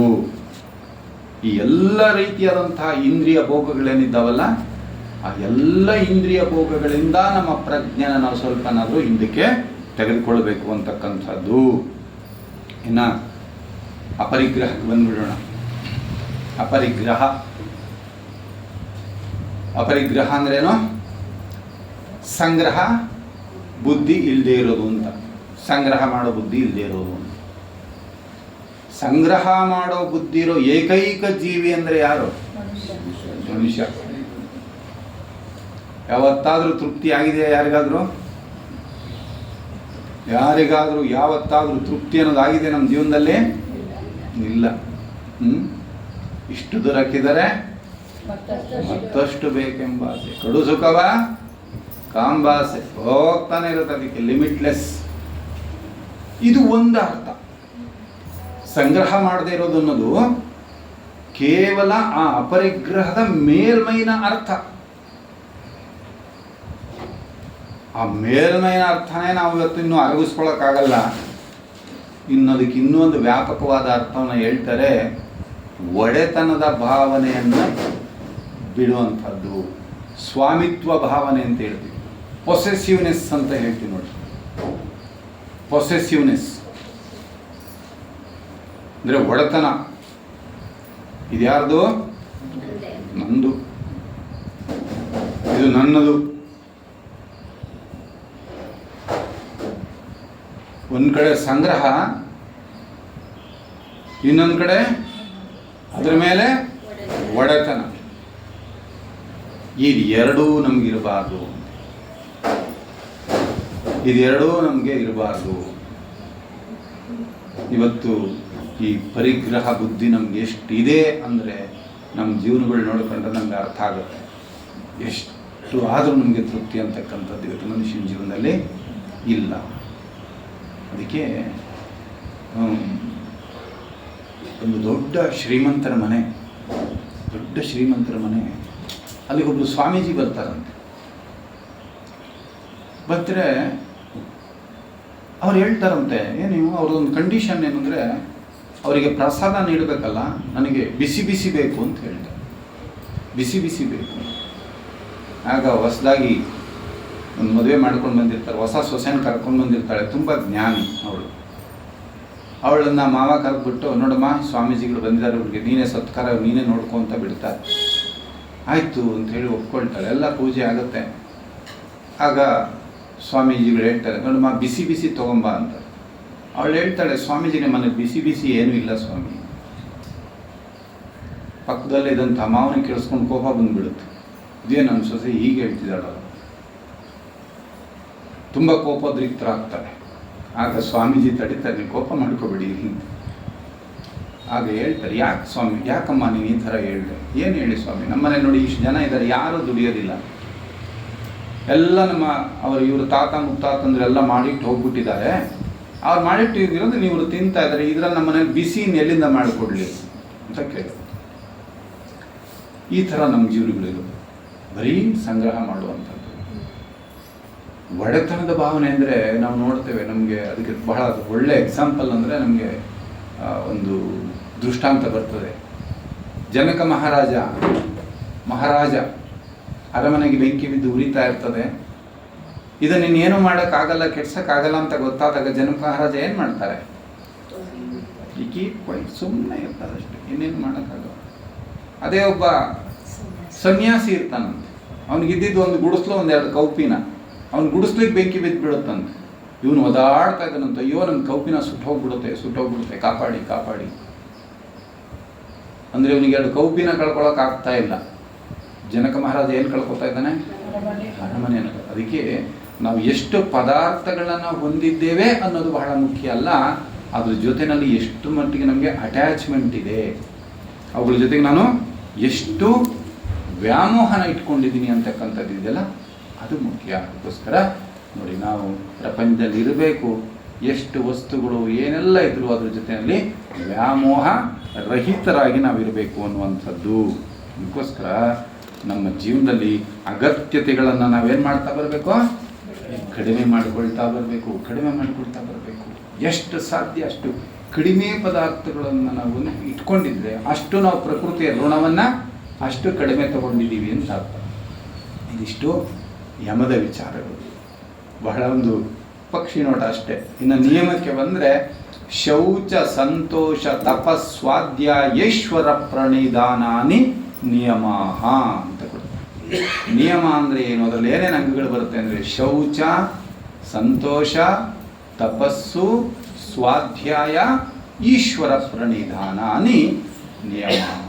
ಇದು ನಾವು ಹಿಂದಿಂದೂ ನಾವು ಬಿಡಬೇಕಾದಂಥ ಹಿಂಸೆಯನ್ನು ಬಿಡಬೇಕು, ಕಳ್ತನ ಬಿಡಬೇಕು, ಸುಳ್ಳೆಳದನ್ನು ಬಿಡಬೇಕು, ಸಂಗ್ರಹ ಬುದ್ಧಿ ಬಿಡಬೇಕು, ದುರುಪಯೋಗ ಬಿಡಬೇಕು ಅನ್ನುವಂಥದ್ದು. ಈಗ ಇಲ್ಲಿ ಶೌಚ ಅಂದರೆ ಯಾವ್ಯಾವನ್ನ ನಾವು ಅಳವಡಿಸ್ಕೊಳ್ಳೇಬೇಕು. ಶೌಚ, cleanliness is next to godliness ಅಂತ ಹೇಳ್ತೀವಿ. ಈ ಶೌಚ ಅನ್ನುವಾಗ ಶುಚಿತ್ವ ಅಂದರೆ ನಮಗೆ ಬಹಳ ಇದು ಮುಖ್ಯ. ನಮ್ಗೆ ಅರ್ಥ ಆಗೋದು ಯಾವ ಮಟ್ಟದ ಶುಚಿತ್ವ? ಕೇವಲ ಶಾರೀರಿಕವಾದ ಶುಚಿತ್ವ. ಆದರೆ ಶುಚಿತ್ವವನ್ನು ನಾವು ಯಾವ್ಯಾವ ಮಟ್ಟದಲ್ಲಿ ಅನುಷ್ಠಾನ ಮಾಡಬೇಕು? ಶಾರೀರಿಕವಾಗಿ, ಭಾವನಾತ್ಮಕವಾಗಿ, ಮಾನಸಿಕವಾದ ಶೌಚ. ಶಾರೀರಿಕ ಹೆಂಗೆ ಸ್ನಾನಾದಿಗಳನ್ನ ಕೊಡ್ತೀವೋ, ಭಾವನಾಮಯ ಕೋಶಕ್ಕೆ ಸ್ನಾನ ಮಾಡಿಸ್ಬೇಕು. ಯಾವುದರಿಂದ? ಭಾವನಾಮಯ ಕೋಶಕ್ಕೆ ಯಾವುದರಿಂದ ಸ್ನಾನ ಮಾಡಿಸ್ಬೇಕು? ಸದ್ಭಾವನೆಗಳೆಂಬ ವಿಚಾರಗಳಿಂದ ನಾವು ಸ್ನಾನ ಮಾಡಿಸ್ಬೇಕು. ಮನಸ್ಸಿಗೆ ಸ್ನಾನ ಯಾವುದು? ಧ್ಯಾನ. ಇನ್ನು ಇದರ ಆಳವಾದ ಅರ್ಥನ ನಾವು ನೋಡೋದಾದ್ರೆ, ಆ ಅಭಿವ್ಯಕ್ತವಾಗ್ತಾ ಇರತಕ್ಕಂಥ ಜೀವ ಚೈತನ್ಯಕ್ಕೆ ಯಾವುದು ಅಡ್ಡಿಯಾಗುತ್ತೋ ಅದೆಲ್ಲವೂ ಶೌಚಕ್ಕೆ ವಿರುದ್ಧವಾದ. ಆ ಚೈತನ್ಯ ಈ ಉಪಾಧಿಗಳ ಮೂಲಕ ಹರಿಯೋದಕ್ಕೆ ಯಾವುದು ಅಡ್ಡಿಯಾಗಿದೆಯೋ ಅದೆಲ್ಲವೂ ಅಶೌಚ. ಆ ಅಡ್ಡಿಗಳನ್ನೆಲ್ಲ ತೆಗೆದುಹಾಕೋದೇ ಶೌಚ. ಅಂದರೆ ನಮಗೆ ಹೇಳ್ತಾರೆ ರಾಜಸ, ತಾಮಸ, ಸಾತ್ವಿಕ ಅಂತ. ಇದನ್ನ ಆಹಾರಕ್ಕಷ್ಟೇ ನಾವು ಸೀಮಿತ ಮಾಡ್ಕೊಳ್ತೀವಿ. ಆಹಾರಕ್ಕಷ್ಟೇ ಅಲ್ಲ, ಸ್ಥೂಲ ದೇಹದ ಒಂದು ಶೌಚಕ್ಕೆ ಸಾತ್ವಿಕ ಆಹಾರ ತಗೊಳ್ಳೋದು ಉತ್ತಮ. ಹಾಗೇನೆ ನಮ್ಮ ಕಾಮದೇಹ ಶುಚಿ ಆಗಬೇಕು ಅಂತ ಹೇಳಿದ್ರೆ ಸಾತ್ವಿಕ ಭಾವನೆಗಳನ್ನ ಪೂರೈಸಬೇಕು. ಹಾಗೆ ನಮ್ಮ ಮನಸ್ಸು ಶುದ್ಧಿ ಆಗಬೇಕು ಅಂದರೆ ಸಾತ್ವಿಕ ಆಲೋಚನೆಗಳನ್ನು ಪೂರೈಸಬೇಕು. ಅದ್ರ ಮೂಲಕ ನಾವು ಈ ಕಾಯ, ವಾಚ, ಮನಸ್ಸ ಶುಚಿತ್ವವನ್ನು ಕಾಪಾಡ್ಬೇಕು. ಬಹಳ ಮುಖ್ಯವಾದ್ದೇನಪ್ಪ ಅಂತಂದ್ರೆ ನಾವು ಯಾವುದು ಜೀವ ಚೈತನ್ಯದ ಅಭಿವ್ಯಕ್ತತೆಗೆ ಅಡ್ಡಿಯಾಗಿದೆಯೋ ಅದೆಲ್ಲವೂ ಅಶೌಚ. ಇಷ್ಟು ನಾವು ಅರ್ಥ ಮಾಡ್ಕೊಂಡ್ಬಿಡೋಣ. ಅದು ಸೂಕ್ಷ್ಮತೆ ಅಂತ ಹೇಳೋದು. ಉಳಿದಿದ್ದು ಶೌಚ. ಇನ್ನು ಎರಡನೇ ಅಂಶ ಯಾವುದು? ಶೌಚ, ಸಂತೋಷ. ನೋಡಿ, ಅಧ್ಯಾತ್ಮಕ್ಕೆ ಇದು ಬಹಳ ಮುಖ್ಯವಾದ ಕ್ವಾಲಿಟಿ, ಸಂತೋಷ ಅನ್ನುವಂಥದ್ದು. ಸಾಮಾನ್ಯವಾಗಿ ಇವತ್ತು ಪ್ರಪಂಚದಲ್ಲಿ ಯಾರನ್ನ ನೋಡಿದ್ರು ಕೂಡ ಹೇಗಿರ್ತೀವಿ? ಯಾವಾಗಲೂ ನಗ್ನಗ್ತಾ ಸಂತೋಷವಾಗಿದ್ದೀವ? ಮನುಷ್ಯನ ಜೀವನ ಹೆಂಗಿದೆ ಇವತ್ತು? ಹರಿ ಅಂಡ್ ವರಿ ಅಂಟಿಲ್ ವಿ ಬರಿ ಅಂತ ಒಂದು ಪ್ರವರ್ವ ಹೇಳ್ತಾರೆ. ಇವತ್ತು ಮನುಷ್ಯನ ಜೀವನದಲ್ಲಿ ಬರೀ ಚಿಂತೆ, ಅರ್ಜೆನ್ಸಿ, ಇದನ್ನು ಬಿಟ್ಟರೆ ಬೇರೆ ಇಲ್ಲವೇ ಇಲ್ಲ. ಅದಕ್ಕೆ ಮನುಷ್ಯ ಯಾವಾಗ ಸಂತೋಷವಾಗಿರಬಹುದು? ಸಂತೋಷವಾಗಿ ನಾವು ಯಾವಾಗ ಇರೋದಕ್ಕೆ ಸಾಧ್ಯವಾಗುತ್ತೆ? ತೃಪ್ತಿಯಾಗಿದ್ದಾಗ. ತೃಪ್ತಿ ಇರಬೇಕು ಮನುಷ್ಯನಿಗೆ. ಆ ತೃಪ್ತಿ ಇದ್ರೆ ನಾವು ಸಂತೋಷವಾಗಿರಬಹುದು. ಅದಕ್ಕೆ ಒಂದು ಕಡೆ ಹೇಳ್ತಾರೆ, ಓದುವಾಗ ಮೇಲ್ ನೋಡು, ದುಡಿಯುವಾಗ ಕೆಳಗೆ ನೋಡು ಅಂತ. ಏನರ್ಥ ಇದು? ಓದುವಾಗ ಮೇಲ್ ನೋಡಿದ್ರೆ ಆಕಾಶ ನೋಡ್ಕೊಂಡು ಓದೋದು ಅಂತಲ್ಲ. ಓದು ಅನ್ನೋದರ ಅರ್ಥ ಜ್ಞಾನ ಅಂತ. ಜ್ಞಾನದ ವಿಚಾರದಲ್ಲಿ ನಾವು ನೋಡುವಾಗ ಯಾರನ್ನ ನೋಡ್ಬೇಕು? ನಾವು ನನಗಿಂತ ಮೇಲಿರೋ ನೋಡ್ಬೇಕು, ನನಗಿಂತ ಜ್ಞಾನಿಗಳನ್ನ ನೋಡ್ಬೇಕು. ಅಯ್ಯೋ ಎಂಥ ಜ್ಞಾನಿಗಳು, ನಾನಿನ್ನು ಎಲ್ಲಿದ್ದೀನಿ ಅಂತ ಅರಿವು ಬಂದರೆ ನನಗೆ ಅಹಂಕಾರ ಇರೋಲ್ಲ. ಆ ಮಟ್ಟಕ್ಕೆ ನಾನು ಏರಬೇಕು ಅಂದ್ಬಿಡ್ತೀನಿ. ದುಡಿಯುವಾಗ ಕೆಳಗೆ ನೋಡು ಅಂದರೆ ಪ್ರಾಪಂಚಿಕವಾದ ಸುಖ ಸಂಪತ್ತುಗಳನ್ನ ನೋಡುವಾಗ ನಾನು ಯಾರನ್ನ ನೋಡಬೇಕು? ನನಗಿಂತ ಕೆಳಗಡೆ ಇದ್ದಾರಲ್ಲ, ಹೊತ್ತಿಗೆ ಊಟ ಇಲ್ಲದೆ ಇರೋದಿದೆ ಅಂಥವ್ರನ್ನ ನೋಡಿದ್ರೆ ಪರಮಾತ್ಮನನ್ನು ಎಷ್ಟು ಚೆನ್ನಾಗಿಟ್ಟಿದೆಯಪ್ಪ ಅನ್ನೋ ಸಮಾಧಾನ ನಮಗಿರ್ತದೆ. ಹಾಗಾಗಿ ನಾವು ಸಂತೋಷ ಅಂದಾಗ ತೃಪ್ತಿಯಿಂದ ಇರ್ತಕ್ಕಂಥದ್ದೇ ಸಂತೋಷ. ಇದನ್ನು ನಾವು ಅನುಷ್ಠಾನ ಮಾಡದೇ ಇದ್ರೆ ನಿತ್ಯ ಜೀವನದಲ್ಲಿ ಪ್ರಯೋಜನ ಆಗೋದಿಲ್ಲ. ಇರೋದ್ರಲ್ಲಿ ನಮಗೆ ಭಗವಂತ ಕೊಟ್ಟಿರೋದ್ರಲ್ಲಿ ನಾವು ಸಂತೋಷವಾಗಿರೋದನ್ನು ಕಲಿಬೇಕು ಅನ್ನುವಂಥದ್ದು. ನನ್ನ ಮುಂದಿಂದು ತಪಸ್ಸು. ತಪಸ್ಸು ಇದೇನು ಬೇಡ ನಮಗಲ್ವಾ? ನಾವೆಲ್ಲ ಗೃಹಸ್ಥರು, ನಾವೆಲ್ಲ ತಪಸ್ಸು ಮಾಡಕ್ಕೆ ಹೋಗ್ಲಿ ಕಾಡಿಗೆ? ಬೇಕೋ ಬೇಡ ನಮಗೆ? ಖಂಡಿತ ಬೇಕು. ತಪಸ್ಸು ಅಂದ್ರೆ ಏನು? ಅದರ ಅರ್ಥ ತಪಿಸು ಅಂದ್ರೆ ಸುಡು ಅಂತ, ಸುಡೋದು ಅಂತ. ಏನನ್ನ ಸುಡೋದು ನಾವಿಲ್ಲಿ? ಯಾವುದರಿಂದ ಸುಡೋದು? ಏನನ್ನ ಸುಡೋದು? ಈ ದೇಹವೇ ನಾನು ಅನ್ನುವಂತಹ ಒಂದು ಏನು ನಮ್ಮಲ್ಲಿ ಅಜ್ಞಾನ ಇದೆ, ಅಂಧಕಾರ ಇದೆ. ಈ ಅಜ್ಞಾನವನ್ನ, ಅಂಧಕಾರವನ್ನ, ನಮ್ಮ ದೋಷಗಳನ್ನ, ದೌರ್ಬಲ್ಯಗಳನ್ನ ಸುಡಬೇಕು. ಅದು ತಪಸ್ಸು ಅಂದ್ರೆ. ಯಾವುದರಿಂದ ಸುಡೋದು? ಜ್ಞಾನದ ಬಲದಿಂದ ಅಜ್ಞಾನದ ಕೇಡ ನೋಡಯ್ಯ ಅಂದ್ರು ಶರಣರು. ಜ್ಞಾನದ ಬಲದಿಂದ ಅಜ್ಞಾನದ ಕೇಡ ನೋಡಯ್ಯ. ಇಂತಹ ಸತ್ಸಂಗಗಳು, ಇಂತಹ ಸದ್ವಿಚಾರಗಳನ್ನು ನಾವು ಮನನ ಮಾಡ್ತಾ ಮಾಡ್ತಾ ಮಾಡ್ತಾ ಅದೇ ತಪಸ್ಸಾಗಬೇಕು ನಮಗೆ.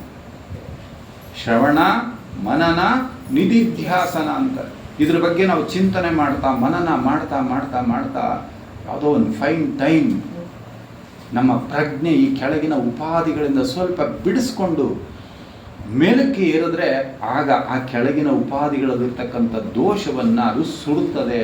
ಅದು ಸುಡೋದು ಅಂತ ಹೇಳಿದ್ರೆ ಇನ್ನೇನು ಸುಡೋದಲ್ಲ. ಇಲ್ಲಿ ಯಾವಾಗ ನಮ್ಮ ಪ್ರಜ್ಞೆನ ನಾವು ಈ ಲೋಯರ್ ಬಾಡಿಸಿಂದ ವಿಡ್ರಾ ಮಾಡ್ಕೊಳ್ತೀವೋ, ಕಾನ್ಷಿಯಸ್ ಸ್ವಲ್ಪ ಊರ್ಧ್ಮುಖವಾಗ್ತದೋ, ಕೆಳಮುಖವಾಗಿ ಈ ದೇಹಗಳನ್ನು ನೋಡಿಕೊಂಡಾಗ ಅದರ ಲಿಮಿಟೇಷನ್ ನಮ್ಗೆ ಅರ್ಥವಾಗುತ್ತಲ್ಲ, ಅದೇ ತಪಸ್ಸು ಅಂದರೆ.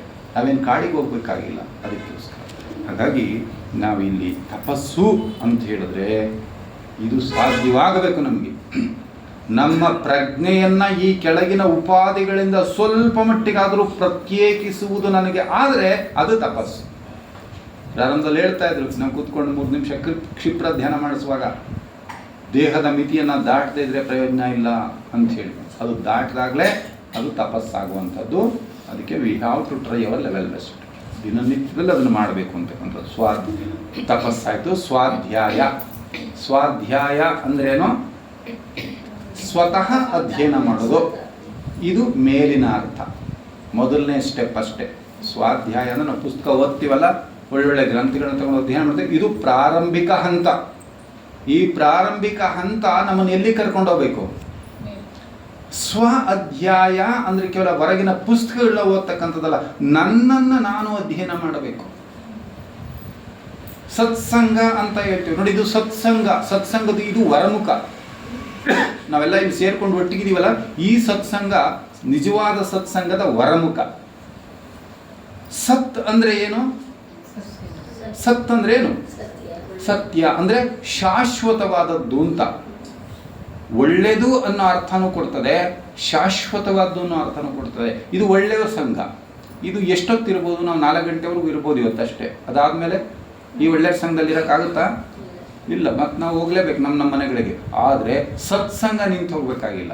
ಈ ಸತ್ಸಂಗ ನಮ್ಮನ್ನು ನಮ್ಮ ಒಳಗಡೆ ಇರೋ ಸತ್ತಿನ ಸಂಘಕ್ಕೆ ಕರ್ಕೊಂಡು ಹೋಗ್ಬೇಕು. ಅದು ನಿಜವಾದ ಸತ್ಸಂಗ. ಇಲ್ಲಿಂದ ಶುರುವಾಗಿದ್ದು ನಮ್ಮ ಒಳಗಡೆ ಇರ್ತಕ್ಕಂಥ ಸತ್ತಿನ ಜೊತೆಗೆ ನನ್ನ ಸಹವಾಸ ಆಗಬೇಕು. It is very easy to meet everybody outside, but it is very difficult to meet within inside. ನನಗೆ ಅವ್ರು ಗೊತ್ತು, ಇವ್ರು ಗೊತ್ತು, ಪ್ರೈಮ್ ಮಿನಿಸ್ಟರ್ ಗೊತ್ತು, ಎಲ್ಲ ಗೊತ್ತು, ಅವ್ರನ್ನೆಲ್ಲ ಭೇಟಿ ಮಾಡಿಬಿಡ್ಬೋದು ನಾನು. ಅದು ತುಂಬ ಸುಲಭ. ಆದರೆ it is very difficult to meet within our self. ನನ್ನ ಒಳಗಡೆ ನಾನು ಮೀಟ್ ಆಗೋದಿದೆಯಲ್ಲ, ಅದು ತುಂಬ ಡಿಫಿಕಲ್ಟ್. ಆ ಮೀಟ್ ಆಗೋದಿದೆಯಲ್ಲ, ಅದು ನಿಜವಾದಂಥ ಸತ್ಸಂಗ. ಅದಕ್ಕೆ ಸ್ವಾಧ್ಯಾಯ ಕೇವಲ ಹೊರಮುಖ, ಅದು ನಮ್ಮನ್ನು ಈ ಒಳಮುಖಕ್ಕೆ ಕರ್ಕೊಂಡು ಹೋಗಬೇಕು ಅಂತಕ್ಕಂಥದ್ದು ಸ್ವಾಧ್ಯಾಯ. ಇನ್ನು ಕೊನೆಯದು ಈಶ್ವರ ಪ್ರಣಿಧಾನ.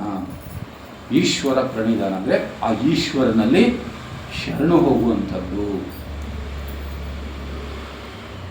ಏನು ಈಶ್ವರನಲ್ಲಿ ಶರಣೋಗೋದು.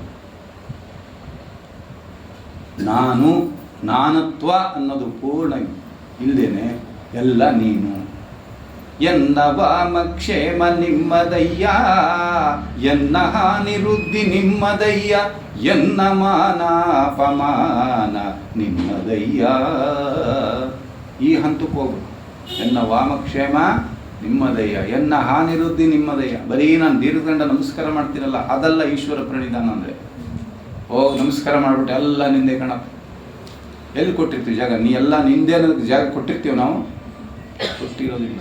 ಆದರೆ ನಿಜವಾದ ಈಶ್ವರ ಪ್ರಣಿಧಾನ ಅಂದರೆ ಸಂಪೂರ್ಣವಾಗಿ ವಿತೌಟ್ ಎನಿ ಕಂಡೀಷನ್, ಯಾವ ನಿರ್ಬಂಧವಿಲ್ಲದೆ ಅಲ್ಲಲ್ಲಾದರೂ ಹಾಕು ನೀರಲ್ಲ. ಕಣ್ಣಿಗೆ ಹೊತ್ಕೊಂಡು ತಗೋತೀವಲ್ಲ ತೀರ್ಥನ, ಹಾಗೆ ನಿಜವಾದ ಈಶ್ವರ ಪ್ರಣಿಧಾನ ಅಂದರೆ ನನ್ನ ಜೀವನದ ಎಲ್ಲ ಘಟನೆಗಳು ಸಂದರ್ಭಗಳು ಬರುತ್ತಲ್ಲ ಅದನ್ನು ಕಣ್ಣಿಗೊತ್ಕೊಂಡು ಸ್ವೀಕಾರ ಮಾಡಬೇಕು. ಅದು ಈಶ್ವರ ಪ್ರಣಿಧಾನ ಅಂದರೆ. ಹೊತ್ಕೊಳ್ತೀವ? ಕಣ್ಣಿಗೊತ್ಕೊಂಡು ಸ್ವೀಕಾರ ಮಾಡ್ತೀವ?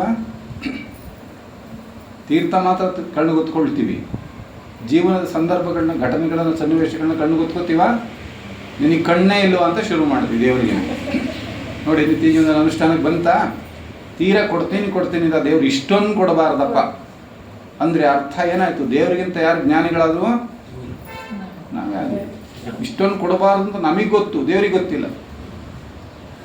ಇದನ್ನು ಈಶ್ವರ ಪ್ರಣಿಧಾನ ಅಂತ ಅನ್ನೋಕ್ಕಾಗುತ್ತಾ? ಸಾಧ್ಯ. ಅದಕ್ಕೋಸ್ಕರ ನೋಡಿ, ಇವೆಲ್ಲ ಯಮನಿಯಮದಲ್ಲಿ ಬರ್ತಕ್ಕಂಥ ಹಂತಗಳಿವೆ. ಶೌಚ, ಇದು ನಿಯಮದಲ್ಲಿ ಬರೋದು ಶೌಚ, ಸಂತೋಷ, ತಪಸ್ಸು, ಸ್ವಾಧ್ಯಾಯ, ಈಶ್ವರ ಪ್ರಣಿಧಾನ. ನೋಡಿ, ಇವುಗಳನ್ನು ನಮ್ಮ ಜೀವನದಲ್ಲಿ ಕ್ಷಣ ಕ್ಷಣಕ್ಕೂ ಈ ಸಂದರ್ಭಗಳು ಬರುತ್ತೆ. ಬಂದಾಗೆಲ್ಲ ನಾವುಗಳನ್ನ ಅಳವಡಿಸ್ಕೊಂಡು ಒಂದು ಭಾವನಾತ್ಮಕವಾಗಿ ಏನು ನಮ್ಮಲ್ಲಿ ಉದ್ವೇಗಗಳಿದೆ ಇದನ್ನೆಲ್ಲ ಸ್ವಲ್ಪ ಮಟ್ಟಿಗಾದರೂ ನಾವು ಕಡಿಮೆ ಮಾಡಿಕೊಳ್ಳದೇ ಇದ್ದರೆ ಈ ಯೋಗ ಜೀವನದಲ್ಲಿ ನಾವು ಮುಂದೆ ಹೋಗೋದಕ್ಕೆ ಸಾಧ್ಯ ಆಗೋದಿಲ್ಲ. ಅಹರ್ನಿಶಿ ಅದಕ್ಕೋಸ್ಕರ ಪ್ರಯತ್ನ ಮಾಡಿ.